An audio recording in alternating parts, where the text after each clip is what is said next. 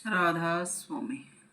राधा स्वामी दयाल की दया, राधा स्वामी सहाय, राधा स्वामी। सभी को प्यार, आशीर्वाद, दुआ सलाम के बाद क्रिसमस की बधाइयाँ और संत संदेश व आज संसार में फैली कुरीति व बीमारियों का जिक्र।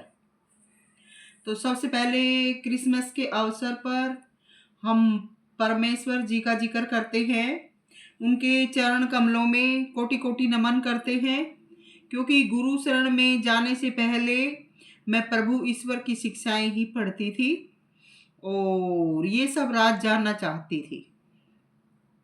तो प्रभु यीशु के जन्म विस्तार के बारे में हम सभी अवगत हैं और उनका नाम लेकर उनके जीवन वृत्तांत व उनके सेवा कल्याण के मार्ग व उनके संदेशों के बारे में हम कहीं से भी जान सकते हैं, नेट से या कहीं किसी लाइब्रेरी के पुस्तकों से या कहीं से भी हम ये जान सकते हैं। तो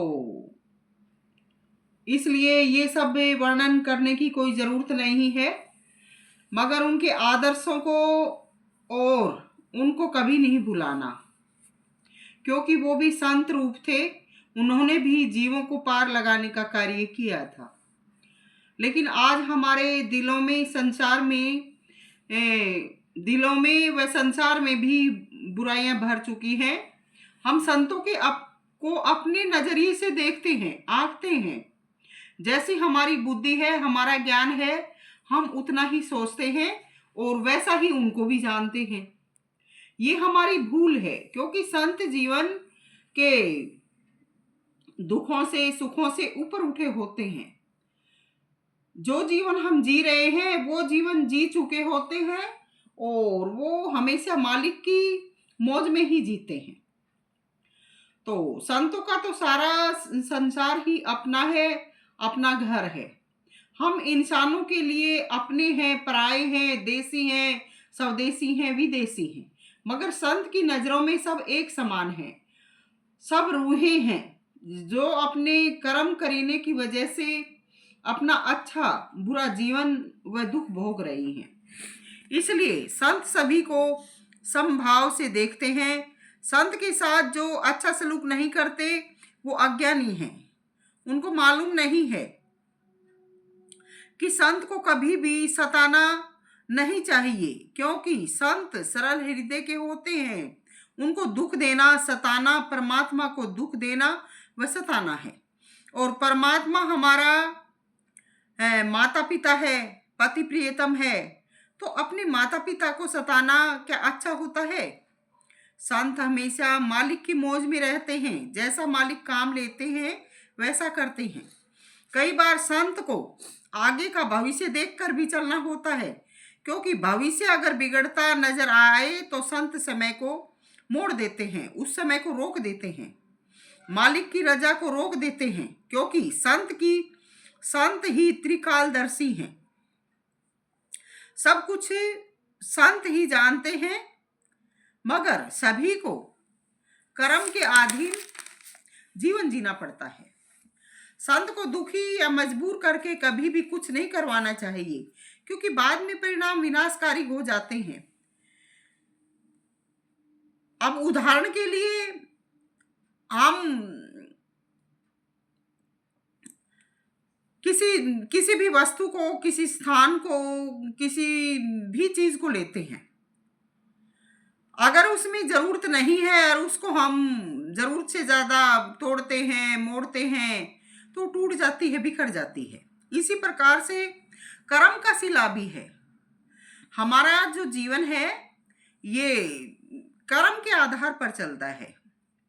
जैसे कोई मकान है, उसको हम बना रहे हैं, उसका जो आधार खड़ा कर रहे हैं, पहले उसको सोचते हैं, फिर सामग्री जुटाते हैं, फिर उसको खड़ा करते हैं।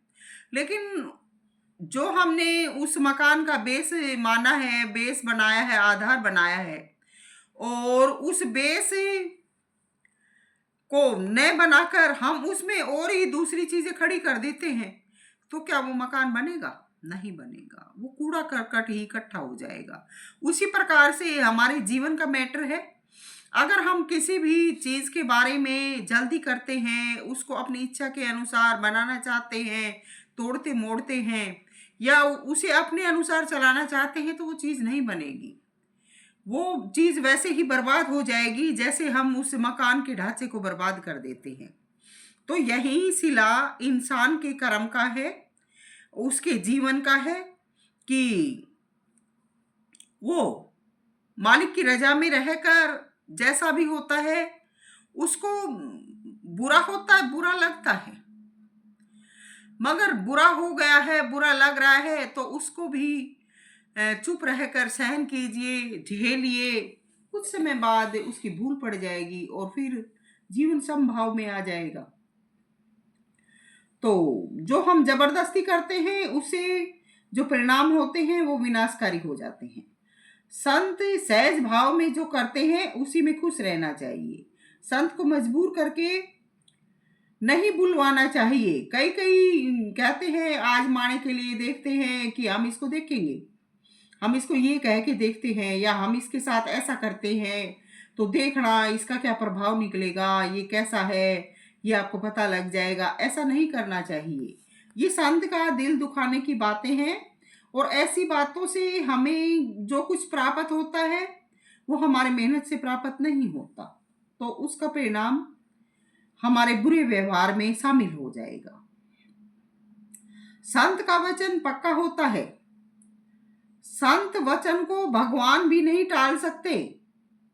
संत बोले सहज स्वभाव, संत का बोले मिथ्या न जाओ। तो संतों से प्रेम करना चाहिए। प्रेम व्यवहार ही सद्व्यवहार है। हम आज पूरे विश्व में फैले बड़े छोटे की भावना पर ध्यान दिला रहे हैं। कई अज्ञानी इंसान चाहे स्वदेशी हैं या विदेशी हैं, उनको संतों के जीवन के बारे में ज्ञान नहीं है।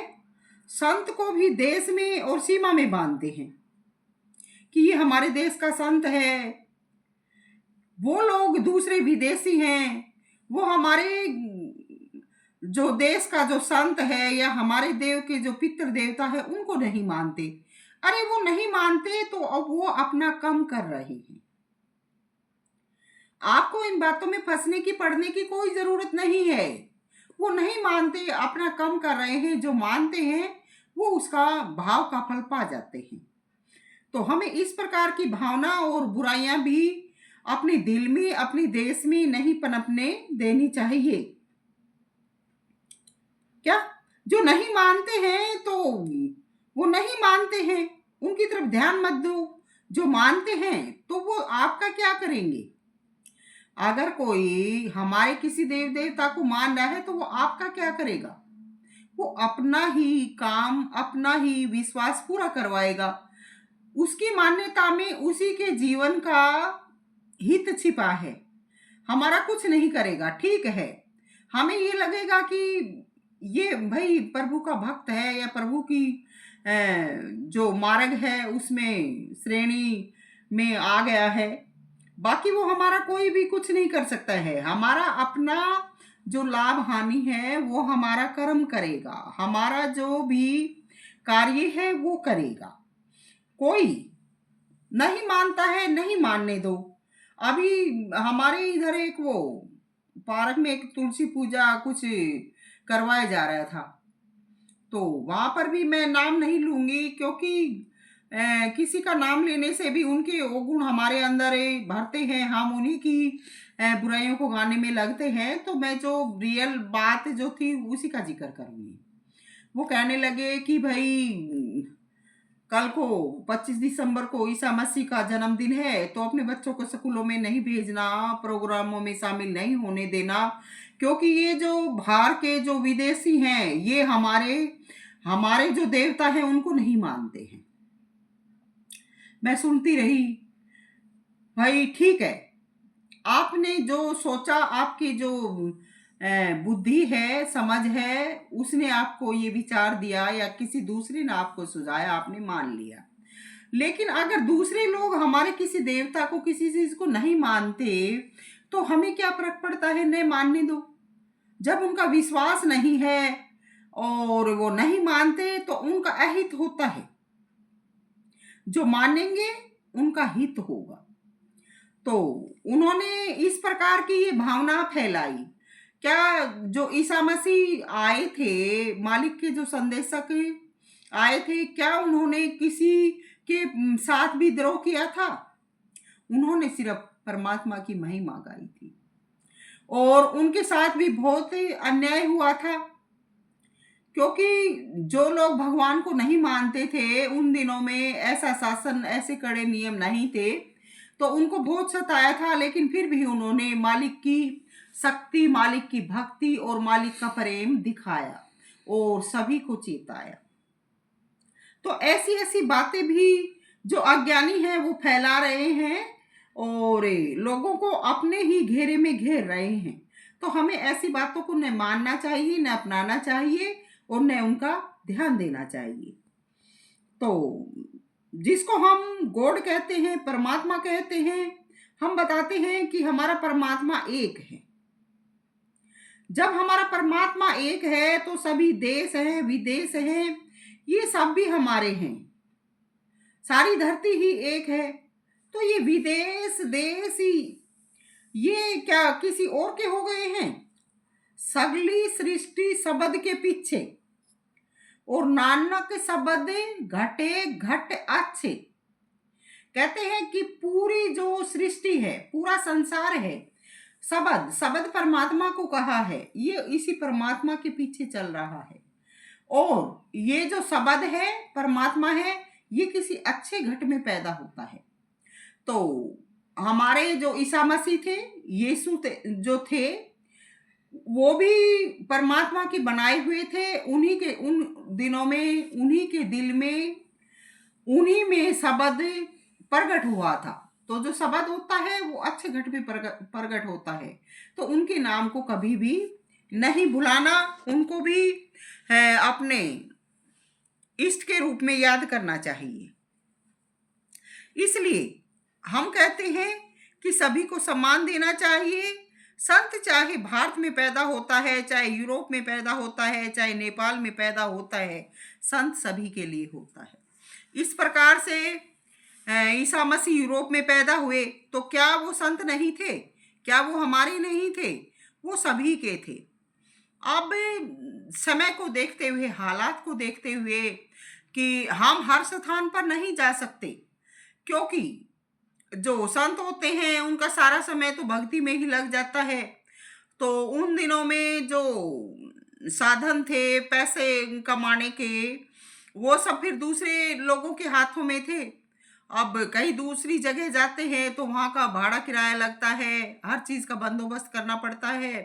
तो ये अलग अलग बात है कि कुछ संत ऐसे भी आए हैं जिन्होंने पूरे संसार का भ्रमण किया है। कुछ ऐसे भी आए हैं जो अपने स्थान पे रहते हुए ही अपना प्रचार प्रसार करते रहते हैं।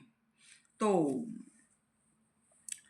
वो भी हमारे थे और जो दूसरे हैं वो भी हमारे हैं। संत सभी के होते हैं, जो मानते हैं, विश्वास करते हैं, उनके कार्य पूरे होते हैं। बाकी डामाडोल का तो कुछ नहीं होता। इसलिए संत की मान्यता मान्यता में ना कोई देश है, ना कोई विदेश।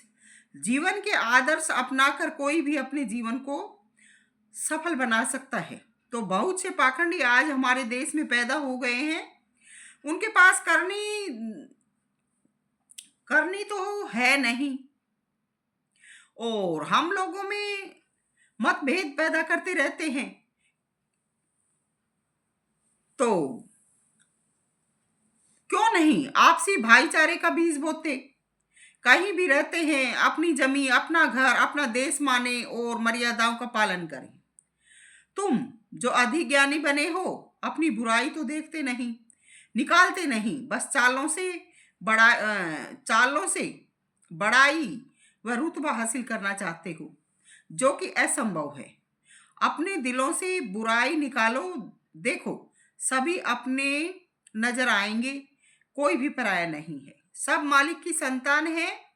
मैं पूछती हूँ, आज पूरी सृष्टि में सब कुछ अलग थलग है।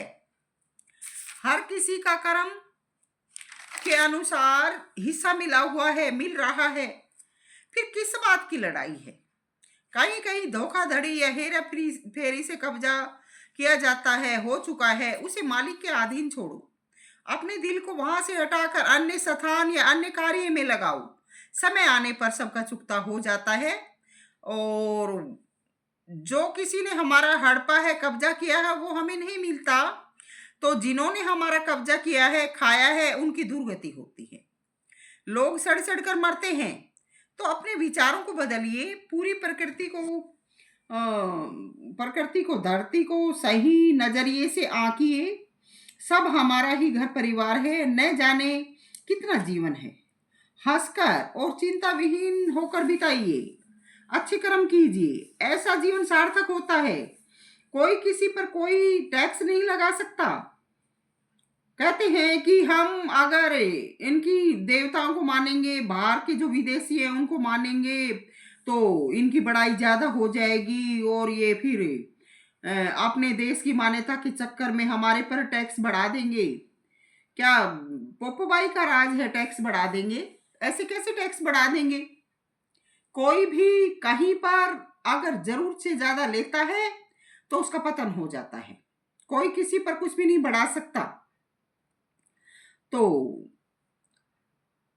जो कोई गरीबों को नोचता है वो खुद नोचा जाता है। इसलिए एक मालिक की परवाह कीजिए, बाकी दूसरी चीजों की कोई परवाह न करें। अपना कर्म अच्छा करें। तो सभी को क्रिसमस के अवसर पर ढेर सारा प्यार और बधाई। आपस में प्रेम करो और प्रेम सिखाओ। सभी को प्यार। राधा स्वामी। सविता मोजादेन। राधा स्वामी।